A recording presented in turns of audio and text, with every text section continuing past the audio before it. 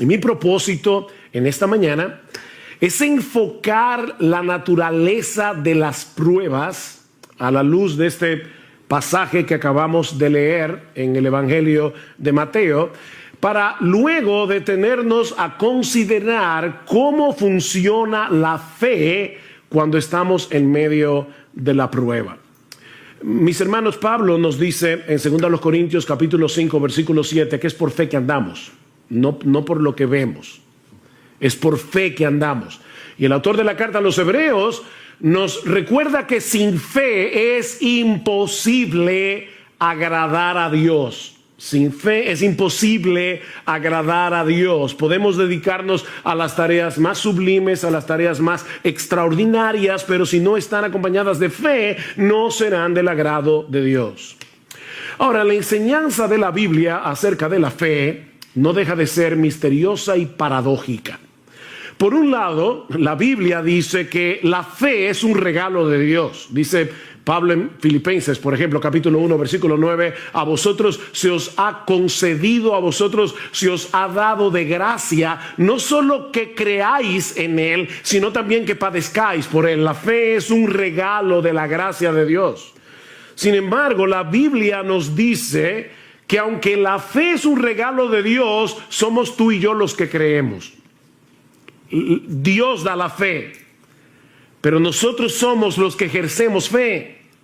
Es por eso que Pablo nos exhorta en Efesios capítulo 6 a tomar el escudo de la fe con el cual podamos apagar los dardos de fuego del maligno. Somos tú y yo que tomamos la armadura. La armadura es de Dios, pero somos tú y yo que usamos la armadura. Y eso es precisamente lo que aprendemos de este pasaje.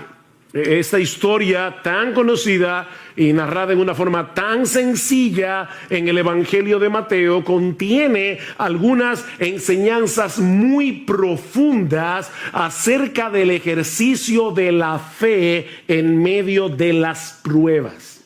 Y yo no quiero concentrarme en todos los elementos de la historia, sino solamente en eso. La fe en medio de las pruebas. Tanto Marcos como Lucas nos dicen que el Señor deseaba cruzar al otro lado del mar de Galilea.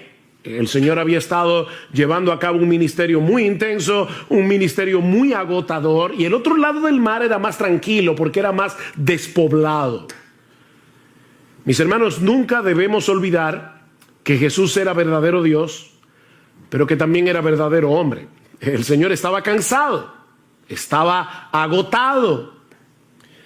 El mar de Galilea es un lago de agua dulce relativamente pequeño, así que se puede atravesar de un lado a otro en un tiempo relativamente breve. De hecho, hace unos años tuve la oportunidad de estar en el mar de Galilea y uno puede ver fácilmente todos los contornos del mar estando allí. Así que el mar se puede cruzar rápidamente, a no ser por las características climáticas y geográficas del mar de Galilea que pueden desatar tormentas repentinas. Resulta que la superficie del mar de Galilea es la más baja del mundo para un lago de agua dulce. De manera que cuando las corrientes de aire frío descienden de las colinas que rodean el lago y chocan con el aire caliente de la superficie, se pueden provocar tormentas repentinas que son un verdadero desafío, aún para marineros experimentados, como era el caso de los apóstoles.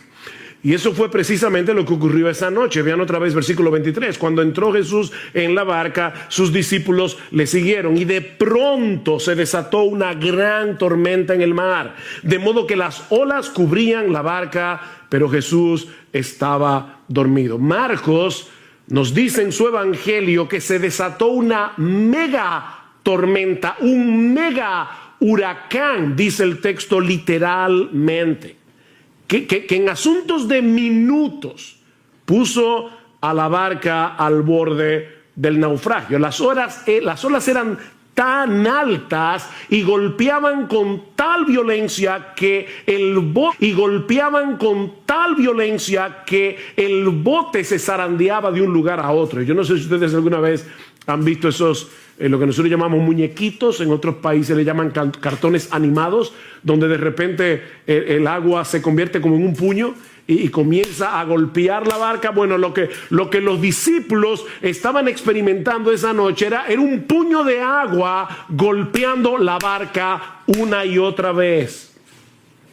Los discípulos sabían que ellos estaban en un serio problema. Humanamente hablando, era una situación desesperada, era una situación sumamente peligrosa. Y seguramente muchos de ustedes se han sentido así alguna vez. O puede ser incluso que estén atravesando por una situación similar en este mismo momento.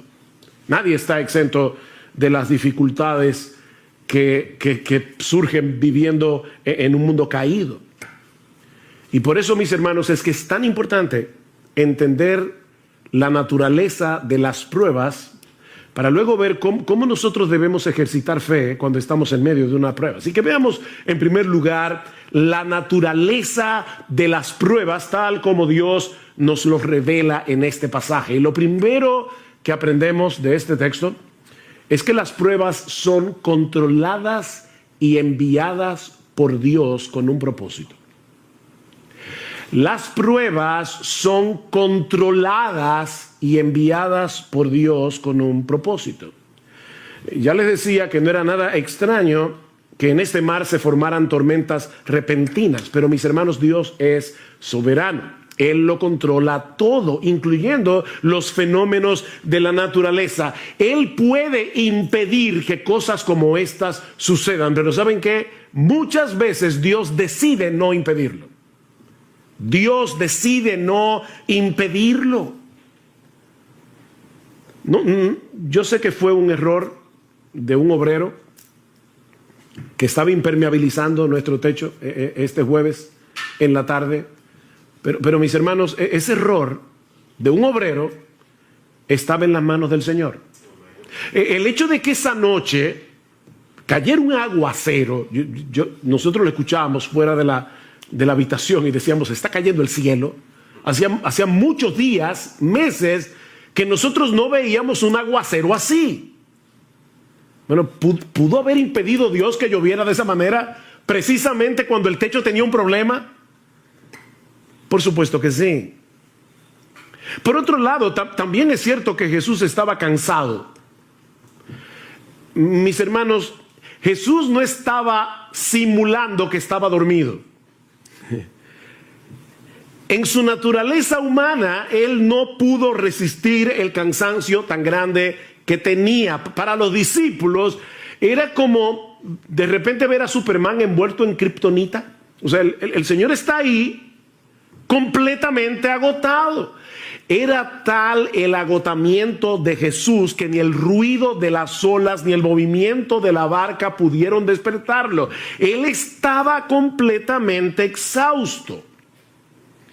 Así que los discípulos sabían que su experiencia como marinero no les serviría de nada para poder maniobrar en una tormenta como esa. Y por lo visto tampoco contaban con Jesús. Era una situación realmente desesperada. Pero mis hermanos, la Biblia nos enseña una y otra vez que las pruebas nacen en el trono de Dios. Las pruebas nacen en el trono de Dios. ¿Ustedes recuerdan cuando Noemí regresó a Belén desde los campos de Moab, sin marido, sin hijos? ¿Cuál fue su explicación teológica a sus vecinos en Belén? El Todopoderoso me afligió. El Todopoderoso me afligió. Mis hermanos, las pruebas nacen en el trono de Dios. Jehová dio, Jehová quitó. Sea el nombre de Jehová bendito. Job no dijo, el diablo me quitó lo que Dios me dio. No, fue Dios que me lo dio y fue Dios que me lo quitó. No somos víctimas de un destino ciego. Estamos en las manos de un Dios lleno de sabiduría, de un Dios lleno de poder, que controla todas las cosas para su gloria y para el bien de su pueblo.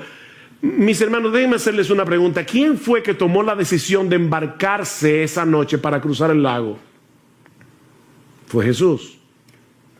Él era el único responsable de que ellos estuvieran en esa situación.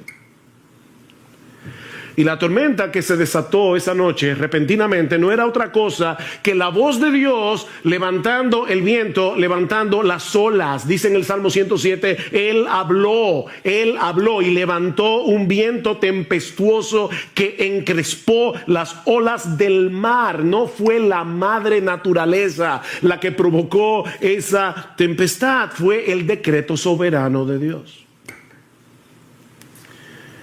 Él metió a los discípulos en medio de ese mega huracán porque quería enseñarles algo acerca del poder y la autoridad del Señor Jesucristo. Así que, mi hermano, si tú estás ahora en medio de una prueba, sea grande, sea pequeña, tal vez no es un mega huracán, pero sea grande o sea pequeña, tú tienes que entender que fue Dios el que te metió en esa prueba. No fue el destino. No fue un virus invisible. No fue la gente que te rodea, decía el filósofo francés Jean-Paul Sartre, el infierno son los demás. No fueron las personas que te rodean las que te metieron allí. Dios te puso allí en medio de ese huracán con un propósito bueno y sabio, aunque ahora no podamos entenderlo. Pero este pasaje también nos enseña que las pruebas llegan sin aviso. Las pruebas suelen llegar sin aviso. Cuando los discípulos entraron en la barca, no podían imaginar lo que estaba a punto de ocurrir. Mateo nos dice que la tormenta se desató de pronto. ¿Lo ven en el versículo 24? De pronto, repentinamente. Las pruebas se introducen en nuestras vidas sin pedir permiso. Por eso es que Santiago dice, amados míos, tened por sumo gozo cuando os halléis en diversas pruebas. Y la idea es, cuando ustedes se encuentren de repente en diversas pruebas, nosotros quisiéramos que las pruebas vinieran como espaciadas, ¿verdad? Que viniera una hoy, otra el año que viene. Pero dice Santiago, no, a veces tú tienes una prueba y luego vienen 25 juntas. Cuando os halléis en diversas pruebas, o como dice el texto literalmente, pruebas de diversos colores. Y desde nuestro punto de vista, las pruebas siempre llegan en el momento más inoportuno. Yo siempre me pregunto cuando escucho a la gente decir, wow, este era el peor momento para tener un problema económico, o este era el peor momento para yo enfermarme, este era el peor momento para tener una cirugía no planificada. ¿Cuándo es el mejor momento para tener un problema económico? ¿Cuándo es el mejor momento para tener una enfermedad incurable? Las pruebas llegan desde nuestro punto de vista en el momento más inoportuno. Pero mis hermanos, lo que a nosotros nos toma por sorpresa nunca sorprende a nuestro Dios. Porque Él es el que decreta las pruebas, como vimos ya. Y Él las supervisa para que no lleguen más allá de lo que nosotros podemos soportar. Él es que la supervisa para nuestro bien, como los montes rodean a Jerusalén. Salmo 125, así el Señor rodea a su pueblo desde ahora y para siempre. Nada me puede tocar sin pasar por la supervisión de Dios. Amén. Wow, qué glorioso eso. Amén. Pero aprendimos también de este pasaje que las pruebas sacan a flote las corrupciones de nuestro corazón. Las pruebas sacan a flote lo peor de nosotros. Los días previos a ese incidente, si ustedes pueden leer luego en sus casas Mateo capítulo 8 completo, se van a dar cuenta que Jesús había estado haciendo milagros sorprendentes. Por ejemplo, Mateo 8, 1 al 4, la curación de un leproso. Versículo 5 al 13, la curación a distancia del criado del centurión. Ni siquiera Jesús tuvo que ir a tocarlo. No, fue a distancia. La curación de la suegra de Pedro en el versículo 14. Y yo me imagino que en ese momento los discípulos se sentían campeones de la fe. Cuando uno ve a Jesús haciendo todo eso, tal vez ellos pensaban, mira, ahora mismo no importa lo que pase, yo confío en ese hombre. De hecho, es interesante ver en el texto que cuando otros veían las demandas del Señor como muy altas, recuerdan cuando le decía, síganme, y uno decía, espérate, deja que vaya en tierra a mi padre, o espérate que yo tengo una cosa que hacer, o no sé qué. Cuando otros estaban poniendo excusas para seguir a Jesús, vean lo que dice el versículo 23, cuando entró Jesús en la barca, sus discípulos le siguieron. Mientras otros veían difícil seguir a Jesús y ponían excusas para seguir a Jesús, los discípulos no.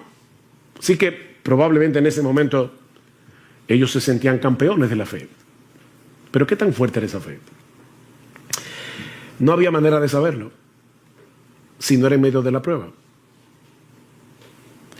Abraham no sabía qué tan fuerte y sólida y vigorosa era su fe hasta que Dios le pidió que sacrificara a Isaac. Ezequías fue un buen rey de Israel. Enfermó, le oró a Dios que lo sanara, Dios lo sanó. Y probablemente en ese momento se sentía fuerte en su fe. Llegaron unos embajadores de Babilonia y el orgullo de Ezequías salió a flote inmediatamente. Mis hermanos, es en medio de las pruebas que conocemos el estado real de nuestro corazón. Nuestra fe será probada por el fuego, dice en 1 de Pedro capítulo 1, versículo 7. Tiene que ser probada por el fuego. ¿Qué hace el fuego? El fuego licúa el oro, y al licuarse, como es un metal pesado, eso hace que la basura salga a flote. Y entonces el orfebre comienza a purificar el oro.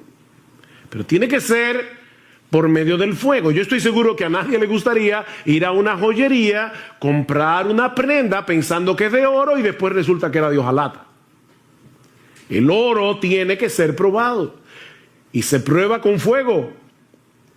No solo para ver su genuinidad, sino también para librarlo de impurezas. El oro tiene que ser probado por fuego, y nuestra fe también. Nuestra fe también tiene que ser probada. Y cuando somos probados, es que podemos ver una verdadera radiografía de lo que hay en nuestro corazón.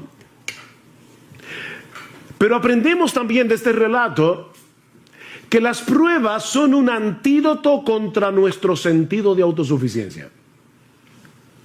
Las pruebas son un antídoto contra nuestro sentido de autosuficiencia. Estos hombres eran pescadores, bueno, y eran pecadores también, pero eran pescadores experimentados, eran marineros de experiencia.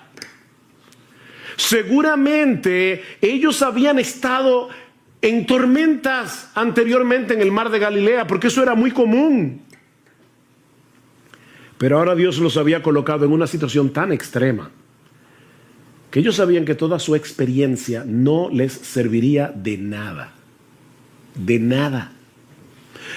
Mis hermanos, Dios usa las pruebas para llevarnos a descansar únicamente en Él, para destruir nuestro sentido de autosuficiencia. Pablo dice en 2 Corintios capítulo 1, versículos 8 al 9, que Dios los puso en una situación tal cuando ellos estaban en Asia Menor, que Pablo dice, nosotros tuvimos temor de morir, pensamos que no íbamos a conservar la vida, y Dios hizo eso, escuchen lo que dice Pablo, a fin de que no confiáramos en nosotros mismos. Pablo, el gran apóstol Pablo, está diciendo, en otras palabras, yo tengo la tendencia, igual que todos los demás, a confiar en mí mismo. Y Dios envió esta prueba para que no confiáramos en nosotros mismos. Todos nosotros tenemos una fuerte tendencia a confiar en nuestras propias capacidades. Y ¿saben qué? Nunca somos más débiles, ni estamos en una condición más vulnerable que cuando somos atrapados por el sentido engañoso, que es una ilusión, de que nosotros podemos hacer las cosas en nuestras propias fuerzas. Eso es una ilusión. Pero cuando estamos en medio de las pruebas, percibimos más claramente lo frágiles que somos, y eso nos mueve a buscar nuestro refugio únicamente en Dios. Por eso es que Pablo dice en esa misma carta al final, 2 Corintios 12, por tanto, de buena gana me gloriaré en mis debilidades, para que repose sobre mí, para que tabernaculice sobre mí, para que el poder de Cristo haga una tienda de campaña sobre mí. Es lo que está diciendo Pablo. Por lo cual, por amor a Cristo, me gozo en la debilidades, en afrentas, en necesidades, en persecuciones, en angustia, porque cuando soy débil, entonces soy fuerte. Cuando soy débil. Nunca estamos en una mejor condición espiritual que cuando percibimos que se acaban nuestras fuerzas, que ya no tenemos otra opción que ampararnos en el poder de la gracia de Dios. Pero lo más importante que nosotros aprendemos de este pasaje acerca de la naturaleza de las pruebas es que las pruebas nos brindan una excelente oportunidad para crecer en nuestro conocimiento de Dios y de sus caminos. Las pruebas son una escuela. Una escuela. Versículo 27. Y los hombres se maravillaron diciendo, ¿quién es este? Fíjense, ellos habían visto a Jesús hacer milagros. Pero ahora se están preguntando, ¿quién es este? Este hombre no encaja dentro de nuestras categorías humanamente hechas. Cristo no encaja. ¿Quién es este? Que aún los vientos y el mar le obedecen. Esto no era una mera teoría para ellos. O sea, no fue que ellos vieron cómo Jesús se levantó de la barca. Y yo les decía al principio, yo no voy a estudiar y considerar cada uno de los detalles de la historia, pero ustedes recuerdan, ¿verdad? Jesús está dormido, los discípulos lo despiertan, Cristo mira el mar, mira el viento y le dice, cállate.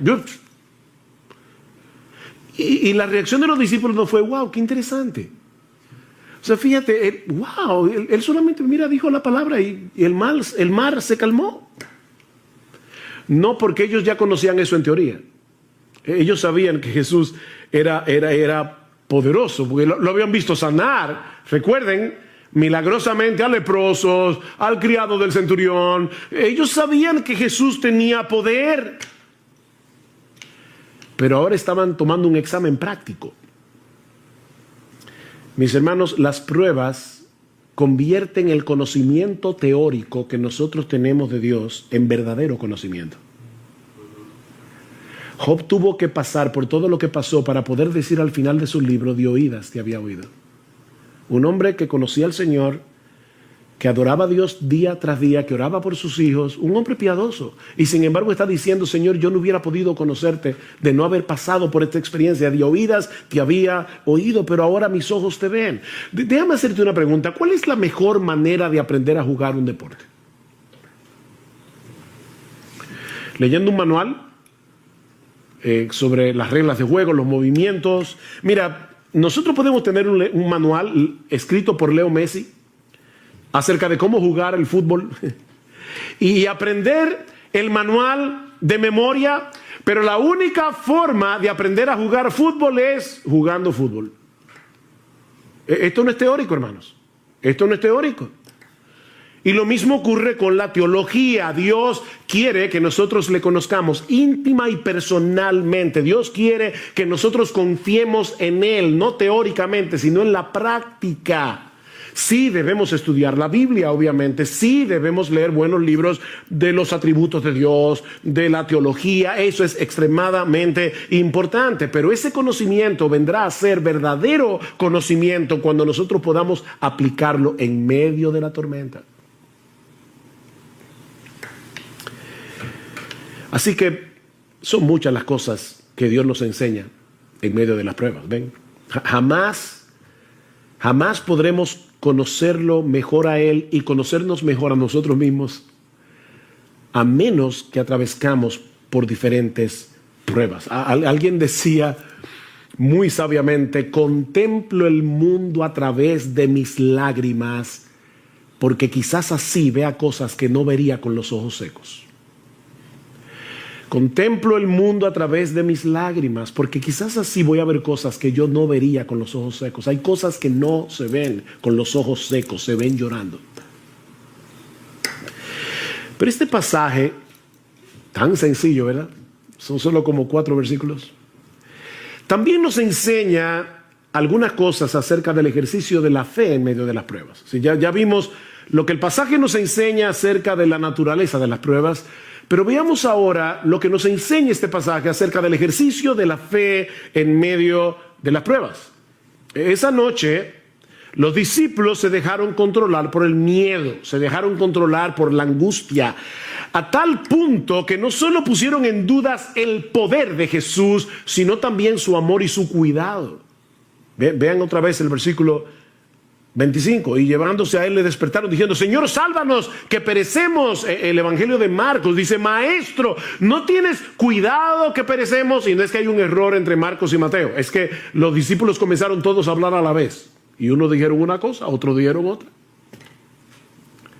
Pero el punto es que ellos estaban tan llenos de miedo que perdieron de vista lo que implica tener a Jesús en la barca. Ellos perdieron eso de vista. Y algunos pudieran pensar: bueno, pastor, pero óyame, no era para menos. No, Cristo tenía una evaluación muy diferente. ¿Por qué estáis amedrentados, hombres de poca fe? Hay al menos 2 cosas que nosotros aprendemos de esa respuesta de Jesús a los discípulos. La primera es que la fe rehúsa dejarse dominar por el miedo. La fe rehúsa dejarse dominar por el miedo. La pregunta del Señor puede parecer un tanto extraña en medio de una situación tan extrema, ¿verdad? ¿Por qué tenéis miedo? ¿Cómo que por qué?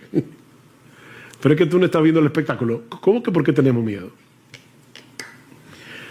Nosotros, ¿verdad?, nos identificamos con los discípulos porque de haber estado allí probablemente habríamos experimentado lo mismo.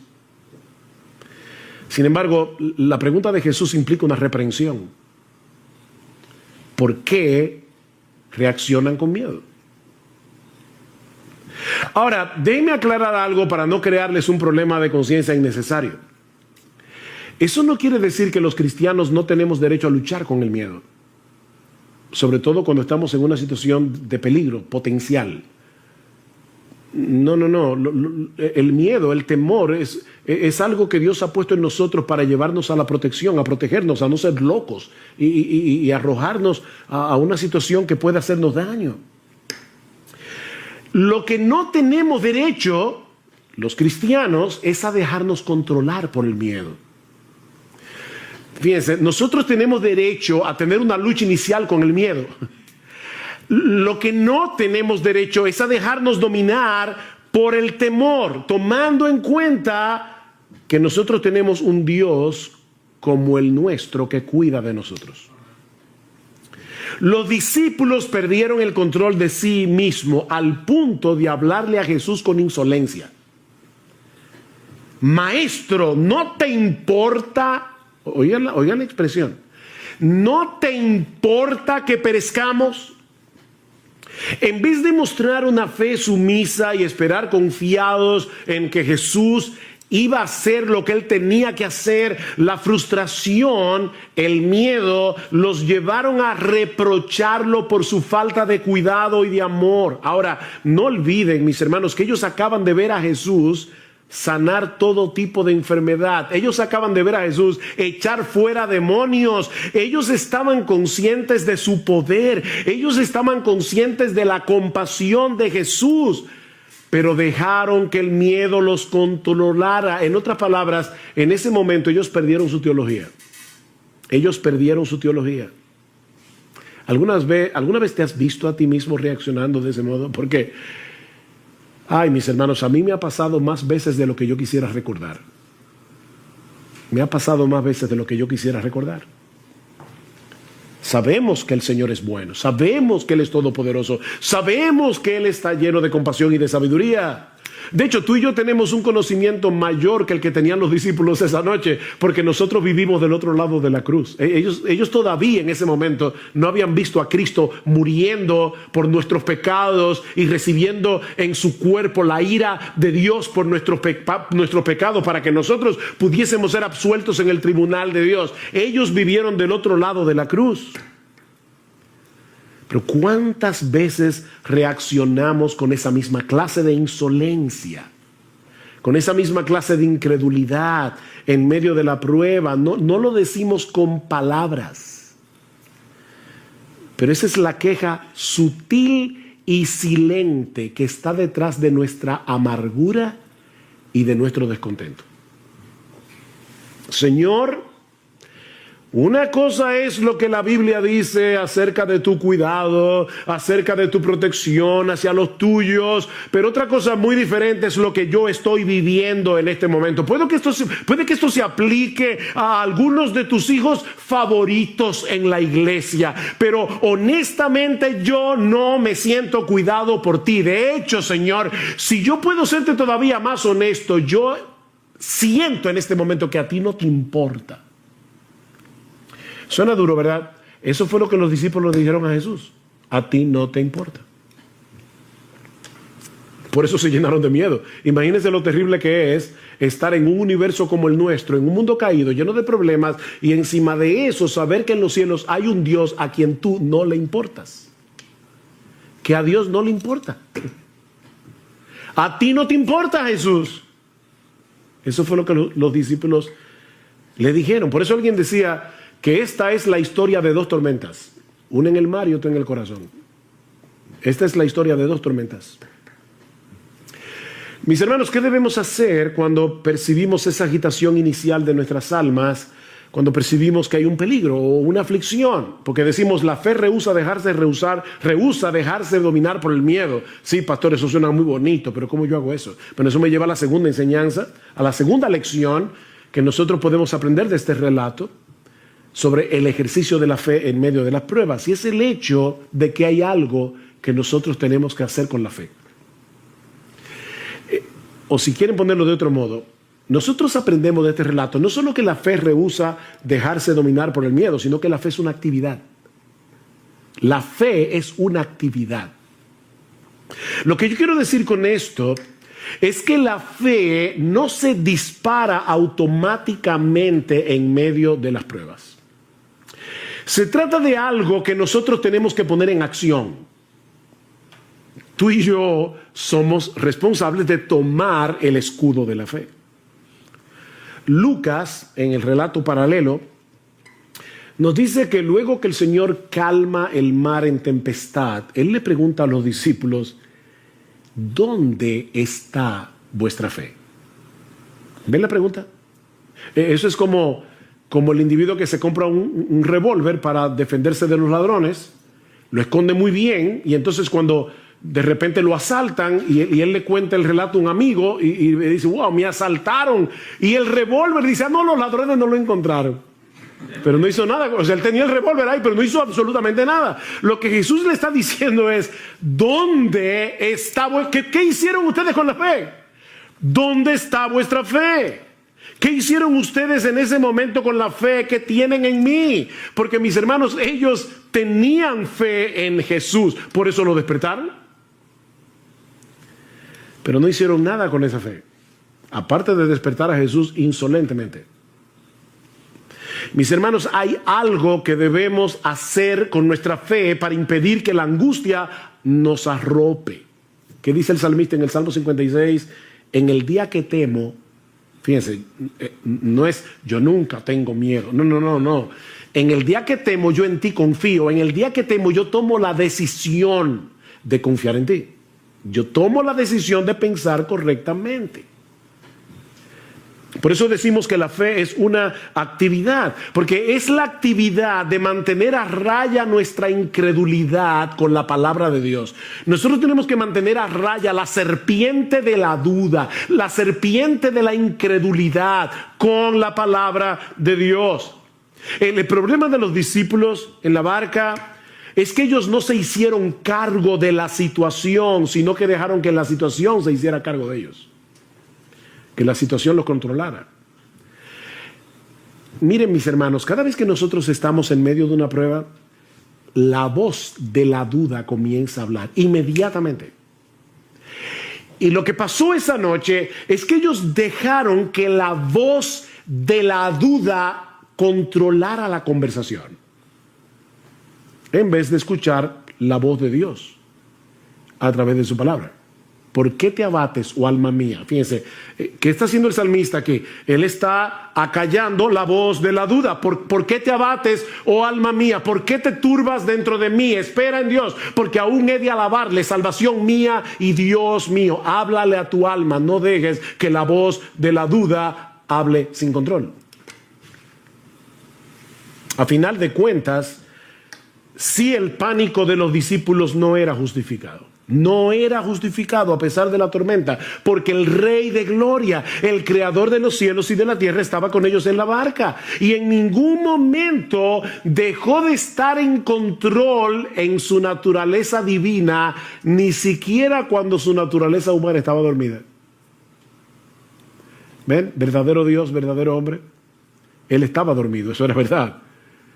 Pero su divinidad seguía despierta. El gran problema de los discípulos no era la tormenta, era la falta de fe. ¿Por qué estáis amedrentados, hombres de poca fe? Hombres de poca fe. Ellos no habían conectado los puntos entre los milagros que habían visto ver hacer a Jesús y la situación por la que estaban pasando en ese mismo momento. Era unas horas después. No conectaron los puntos. Mis hermanos, no son las circunstancias de la vida que nos llenan de temor. Lo que nos llena de temor es la falta de fe. Nosotros tenemos un montón de información almacenada en la cabeza acerca del poder de Dios, del amor de Dios, de la sabiduría de Dios. Pero en el momento de la prueba, nuestro diálogo interior nos traiciona. Y entonces, ¿ahora qué? Y sí, y si entonces, y si pasa, y si viene. Ven, el diálogo interior nos traiciona. Lo que nos decimos a nosotros mismos no concuerda con nuestra teología. ¿Ven? Y terminamos dominados por el pánico. Pablo dice que los creyentes sabemos que a los que aman a Dios todas las cosas les ayudan a bien. O sea, Pablo dice, tú eres creyente, tú sabes eso porque el Espíritu Santo te lo ha enseñado, no solamente en su palabra, es que el Espíritu Santo nos habla esa verdad al corazón. Sabemos que a los que aman a Dios todas las cosas les ayudan a bien. ¿Cuál es el problema entonces? Que nos dejamos arrastrar a ese lugar que Juan Bunyan bautizó como llanura del olvido, en el libro de La Peregrina. Y dice Bunyan, por cierto, esa es la parte más peligrosa de estos contornos, la llanura del olvido. Pues si alguna vez los peregrinos sufren algún desastre, es precisamente cuando se olvidan de los favores que han recibido y de lo inmerecidos que son estos. No te dejes arrastrar hacia la llanura del olvido. Y lo digo así porque así lo pone Bunyan, llanura del olvido. No te dejes arrastrar hacia ese lugar. Nunca olvides las misericordias de Dios en Cristo, porque su amor manifestado en el Calvario sigue tan intacto hoy como cuando Cristo estaba muriendo por tus pecados en la cruz. Está intacto el amor de Dios. Ayer escuchaba la historia de una mujer que iba en un barco y el capitán era su esposo.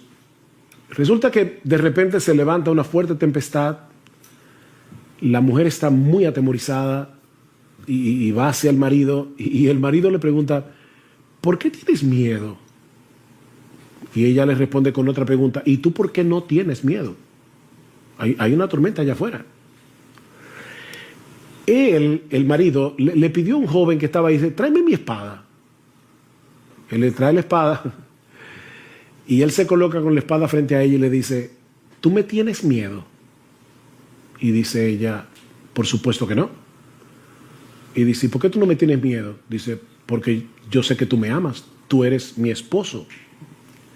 Bueno, le dice él, el Dios que controla esta tormenta es mi Padre que me ama y no la usará para hacerme daño.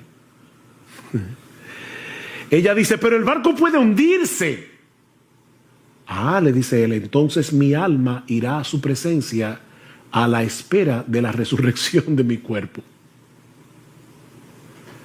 Ven, mi hermano, ¿cuál es el asunto? Esa espada que ahora te hiere está en las manos de Dios, del Dios que te ama, del Dios que cuida de ti, del Dios que no te va a hacer daño, del Dios que no te va a hacer daño. Aunque tenga que usar el escarpelo para hacerte una cirugía de corazón abierto, ese Dios no te va a hacer daño. Mis hermanos, no podemos permitir que las consecuencias de esta pandemia o lo que sucedió este fin de semana con nuestro edificio, claro que no me dio alegría saber que este domingo no nos íbamos a poder reunir en nuestro local. Por supuesto que me dio tristeza ver toda esa agua corriendo por el púlpito y bañando las sillas. Y no fue motivo de alegría subir al techo esta semana, el viernes, y ver lo que había pasado allí. O cualquier otra cosa que pueda suceder mañana. No pueden llevarnos a perder de vista el poder y el amor de Dios. Y que Él hace todas las cosas con un propósito sabio y santo, aunque nosotros no lo entendamos. Yo le decía a mi esposa, yo no sé si, por supuesto, este no es la única razón por la que Dios permitió todo esto, pero quién sabe si Dios quería que nosotros cambiáramos el mensaje de Romanos y predicáramos este mensaje, una de las razones por las que Dios obró para que mucha gente fuera consolada a través del texto de Mateo 8. ¿Quién sabe? Dios tiene tantos propósitos que solo los descubriremos todos cuando lleguemos al cielo. ¿Y acaso? No a nosotros, Señor, no a nosotros, sino a tu nombre da gloria, Salmo 115, por tu misericordia y por tu fidelidad. Solo tu nombre merece gloria porque solo tú estás lleno de misericordia y solo tú eres completamente fiel.